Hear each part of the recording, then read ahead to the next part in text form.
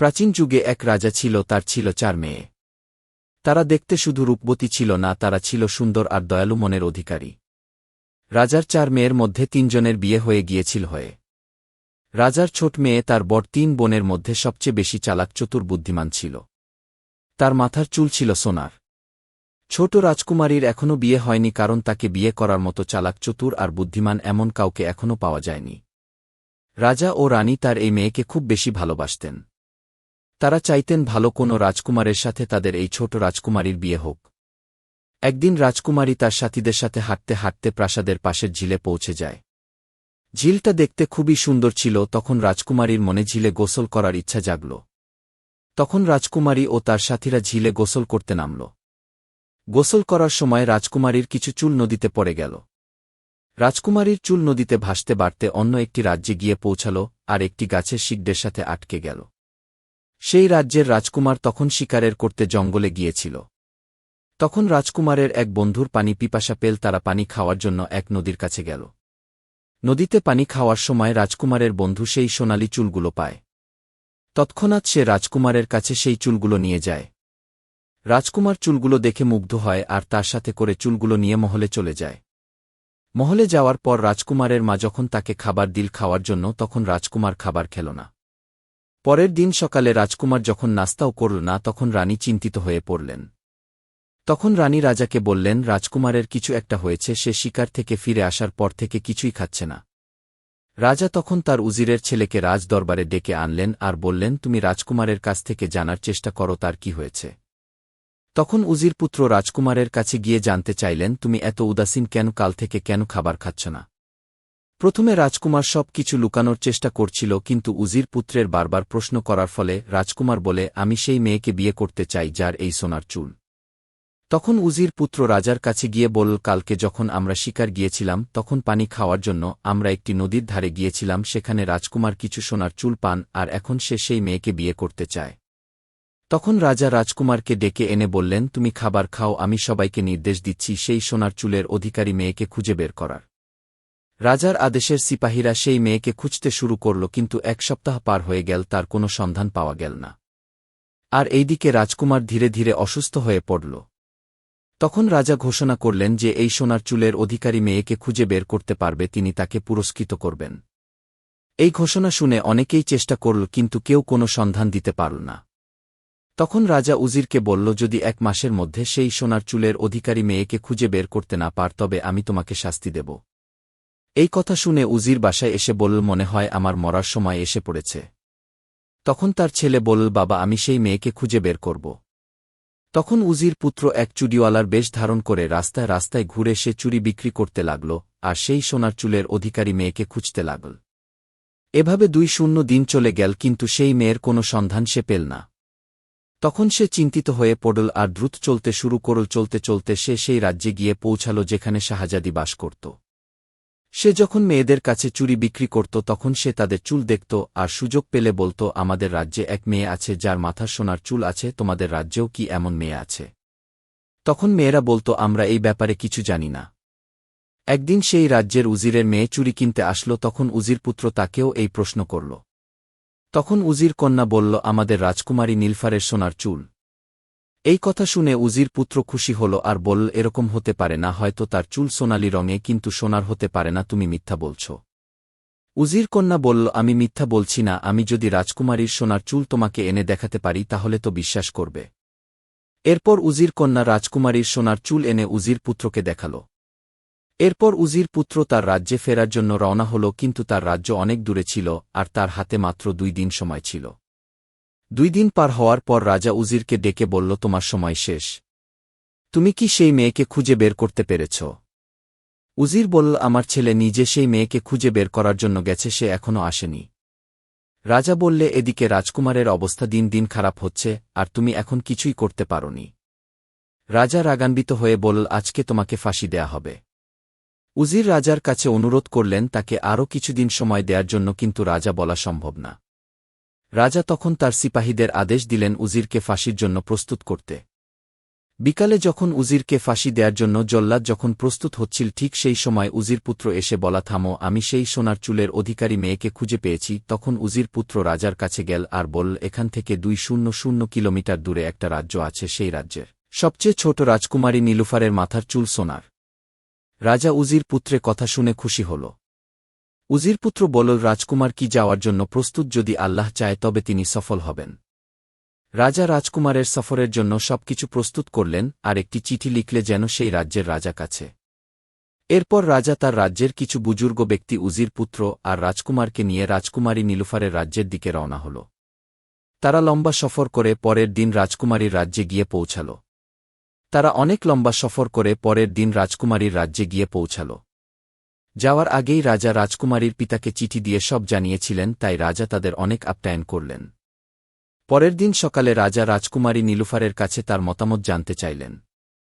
রাজকুমারী বলল, আপনি রাজকুমারকে রাজ দরবারে ডাকুন, সেখানে আমি তাকে কিছু প্রশ্ন করব, তারপর আমার মতামত জানাব।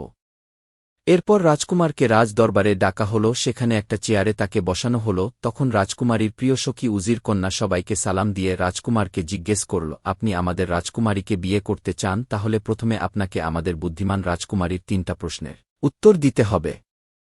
রাজকুমারীর প্রথম প্রশ্ন, বুদ্ধি কি খায়? এই প্রশ্ন শুনে দরবারের সবাই নীরব হয়ে গেল আর রাজকুমার চিন্তিত হয়ে পড়ল। সে বুঝতে পারছিল না কি উত্তর দিবে। তখন রাজকুমার উজির পুত্রের দিকে তাকাল। উজির পুত্র তাকে চোখ দিয়ে ইশারা করল রাজকন্যার কাছে সময় চাওয়ার জন্য। তখন রাজকুমার বলল, এই প্রশ্নের উত্তর দেওয়া এই মুহূর্তে অনেক কঠিন। তুমি তোমার রাজকুমারীকে বলো আমাকে একদিন সময় দেওয়ার জন্য, যাতে আমি চিন্তা ভাবনা করে প্রশ্নের উত্তর দিতে পারি। উজির কন্যা রাজকুমারীর কাছে গেল আর কিছু সময় পর ফিরে এসে রাজকুমারকে বলল, রাজকুমারী আপনাকে একদিনের সময় দিয়েছেন। এরপর দরবার সমাপ্তি হল, যে যার কাজে চলে গেল। রাতে সবাই যখন ঘুমাচ্ছিল তখন রাজকুমার উজির পুত্রকে বলল, এই প্রশ্নের উত্তর কি হতে পারে? উজির পুত্র নিজেও অনেক চিন্তিত হয়ে পড়ল আর বলল, আমি এখনও এই প্রশ্নের কোনো উত্তর পাইনি। উজির পুত্র সারা রাত ভাবল কিন্তু এর কোনো সমাধান করতে পারল না। সকালে ঘুম থেকে উঠে সবাই নাস্তা করল, তারপর যে যার কাজে ব্যস্ত হয়ে পড়ল। দুপুরের খাওয়ার সময় হয়ে গেল কিন্তু এখনও কোনো উত্তর খুঁজে পাওয়া গেল না। সন্ধ্যায় চানাস্তা খাবার পর সবাইকে রাজ দরবারে ডাকা হল। রাজা ও তার দরবারের সবাই আসলো, কিন্তু রাজকুমার আর উজির পুত্র এখনও দরবারে এসে উপস্থিত হয়নি। রাজকুমার দুঃখিত মনে উজির পুত্রের কাছে গিয়ে দেখল সে রুমে বসে আছে। তখন তার চোখে পানি ছিল। রাজকুমার বলল, তুমি এত গম্ভীর আর দুঃখী কেন? তখন উজির পুত্র দৌড়ে এসে রাজকুমারকে জড়িয়ে ধরে কানের কাছে কিছু একটা বলল, যা শুনে রাজকুমার খুশি হয়ে রুমের বাইরে বেরিয়ে এল। রাজা রাজকুমারকে হাসতে দেখে বলল, কিছুক্ষণ আগেও তুমি দুঃখী উদাসীন ছিলে, আর এখন হাসছ, কি ব্যাপার, কি হয়েছে? রাজকুমার রাজার কানের কাছে এসে আস্তে করে কিছু একটা বলল, যা শুনে রাজা খুশি হলেন। এরপর সন্ধ্যায় রাজা সবাইকে নিয়ে তার দরবারে গেলেন। তখন উজির কন্যা এসে রাজকুমারকে বলল, আমাদের রাজকুমারীর প্রশ্নের উত্তর দাও, বুদ্ধি কি খায়? তখন রাজকুমার মুচকি হেসে বলল, হে রাজকুমারীর প্রিয় সখী, তুমি তোমার বুদ্ধিমান রাজকুমারীকে গিয়ে বলো বুদ্ধি দুঃখ খায়। রাজকুমারের উত্তর শুনে সবাই খুশি হয়ে রাজকুমারের প্রশংসা করতে লাগল। এরপর উজির কন্যা বলল, হে বুদ্ধিমান রাজকুমার, এখন বলো বুদ্ধি কি পান করে? এই প্রশ্ন শুনে রাজ দরবারের সব বুদ্ধিমান বিচক্ষণরা চিন্তিত হয়ে পড়ল। সবাই চুপ হয়ে গেল আর রাজকুমার প্রথম দিনের মতো আজকেও একদিন সময় চাইলেন। এই প্রশ্নে এতটাই জটিল ছিল যে দরবারের সবাই চিন্তিত হয়ে পড়ল আর আজকে উজির পুত্রও অনেক বেশি চিন্তিত হয়ে পড়লেন। কেউ বলতে লাগল বুদ্ধি পানি পান করে, কেউ বলল বুদ্ধি রক্ত খায়। এভাবে মত বিনিময় করতে করতে 2-4 ঘণ্টা পার হয়ে গেল, আবার দরবারের সময় হয়ে গেল। সবাই উদাস দুঃখী হয়ে দরবারের দিকে রওনা হল। রাস্তায় রাজা রাজকুমারকে বলল, আমাদের দরবারে না যাওয়াই উত্তম, কিন্তু জেদি রাজকুমার মানতে রাজি না। তখন রাজা বলল, আজকে এই জেদি রাজকুমারের জন্য আমাদের সবাইকে লজ্জিত হতে হবে। রাজাকে রাগ করতে দেখে রাজকুমার হাসতে শুরু করল। তখন রাজা তার বেয়াদবি দেখে রাগান্বিত হয়ে বলল, তোমার লজ্জা করে না? আমরা সবাই চিন্তিত, তুমি হাসছ। তখন রাজকুমার রাজার কানে গিয়ে কিছু একটা বলল, যা শুনে রাজা খুশি হলেন। এরপর রাজকুমার উজির পুত্রকে ডাকলেন। উজির পুত্র এসে রাজকুমারের কানে কিছু একটা বলল, যা শুনে রাজকুমার হাসতে লাগল। রাজ দরবারে পৌঁছানোর পর গতদিনের মতো আজকেও রাজকুমারীর প্রিয় সখী বলল, হে বুদ্ধিমান রাজকুমার, রাজকুমারীর প্রশ্নের উত্তর দাও, বুদ্ধি কি পান করে? তখন রাজকুমার মুচকি হেসে বলল, হে বুদ্ধিমান রাজকুমারীর প্রিয় সখী, যাও রাজকুমারীকে বলো, এটা তো সহজ প্রশ্ন ছিল, বুদ্ধি রাগ পান করে। রাজকুমারের উত্তর শুনে সবাই রাজকুমারের প্রশংসা করতে লাগল। কিছু সময় পর রাজকুমারী বোরখা পরে নিজে আজ দরবারে এলো আর বলল, হে বুদ্ধিমান রাজকুমার, তুমি আমার দুটি প্রশ্নের উত্তর সঠিকভাবে দিয়েছ। এখন আমার তৃতীয় প্রশ্ন, একটি খাঁচায় একটি সিংহ বন্দী আছে, তুমি খাঁচার দরজা না ভেঙে কিংবা দরজা না খুলে কিভাবে তাকে খাঁচা থেকে বের করবে? এই প্রশ্ন শুনে সবাই চিন্তা হয়ে পড়ল। তখন রাজকুমার গত দুইবারের মতো আজকেও একদিনের সময় চাইল। রাজকুমার উজিরপুত্রর কাছে এসে বলল, এই প্রশ্নের কি উত্তর হতে পারে? তখন উজিরপুত্র বলল, আমি নিজেও বুঝতে পারছি না। উজিরপুত্র রাজকুমারকে বলল, তুমি চিন্তা করো না, আমি ঠিক এর উত্তর খুঁজে বের করব। পরের দিন উজিরপুত্র চুড়িওয়ালার ভেষে উজির কন্যার বাড়িতে গেল। উজির কন্যা তার আওয়াজ শুনে তাকে ভেতরে নিয়ে গেল আর বলল, তুমি কোনো চুড়িওয়ালা না, তুমি চুড়িওয়ালার ভেষে রাজকুমারের কোনো বন্ধু হবে হয়তো। তুমি আমাকে ধোঁকা দিয়ে রাজকুমারীর সম্পর্কে খোঁজ খবর নিয়েছ, এখন বলো কে তুমি? তখন উজির পুত্র হেসে বলল, হে সুন্দরী দয়ালু সুন্দর মনের অধিকারী উজির কন্যা, আমি রাজকুমারের বন্ধু আর তাদের রাজ্যে উজির পুত্র।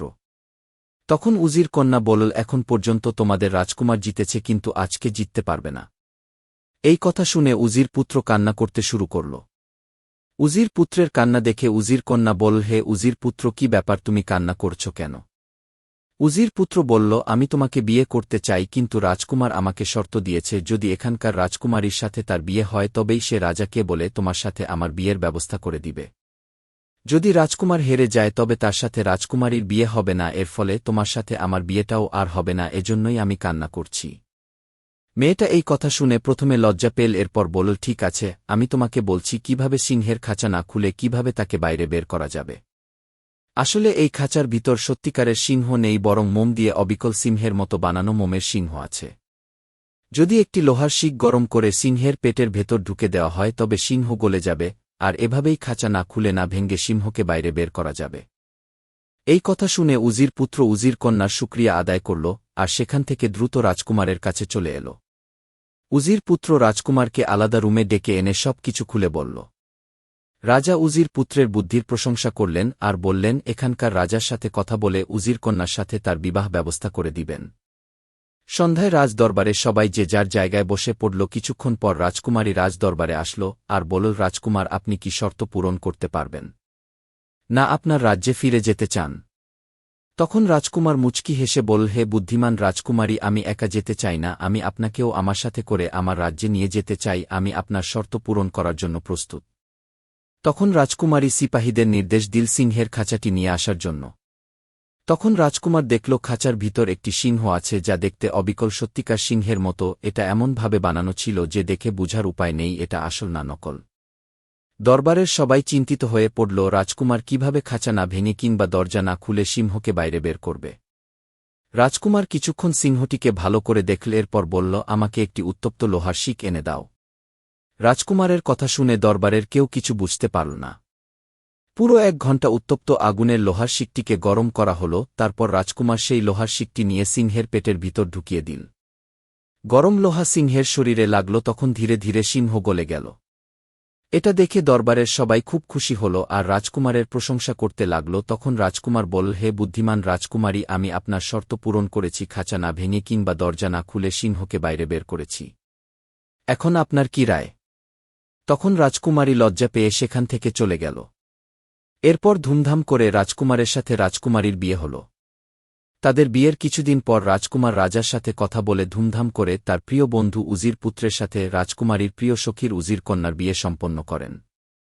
এরপর তারা সবাইকে নিয়ে নিজ রাজ্যে ফিরে আছেন আর সুখে শান্তিতে রাজ্য পরিচালনা করতে থাকেন।